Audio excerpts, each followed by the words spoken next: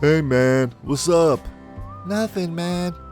Hey, any of you guys want to head down to the DC Metro? We can go beat up a white dude. Oh, sure, man. That sounds like fun. Let's go do it. Hey, wait, man. This is Prince George's County.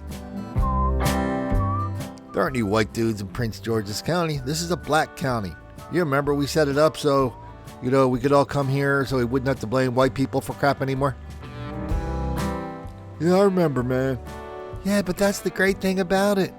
The white people who are going to be on the metro going through Prince George's County, they're the ones who are going to be the least likely to fight back. This is a perfect plan. Let's go.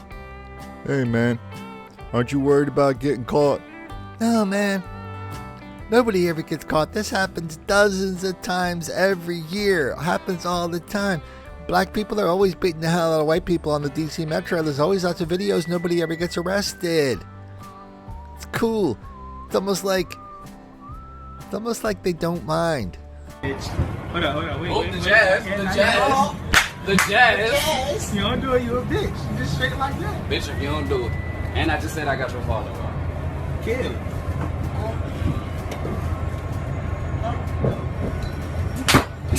What the fuck is wrong with you? Say something else.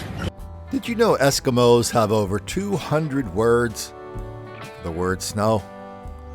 Well, that's what the knockout game is like. The knockout game is just one word among hundreds for what happens when black people beat the hell out of white people just for the hell of it. I mean, sometimes it doesn't even have a name. It's just people that see a white guy, they're going to have fun, beating the hell out of him. Happens on the DC Metro all the time. And the people most susceptible to the violence are often the ones leading the way and denying the violence even exists.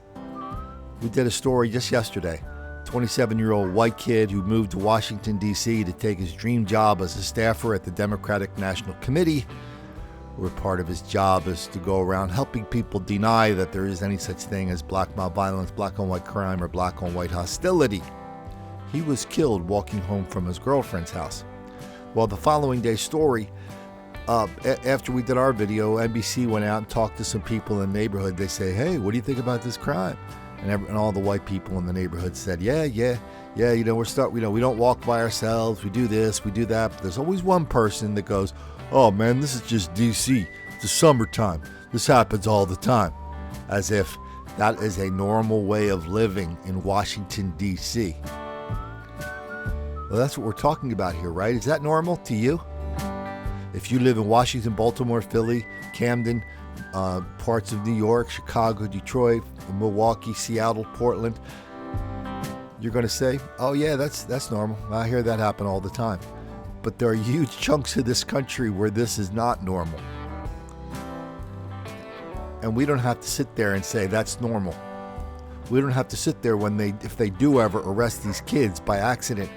We don't have to sit there and pat them on the head and say, damn it, we didn't give them enough midnight basketball.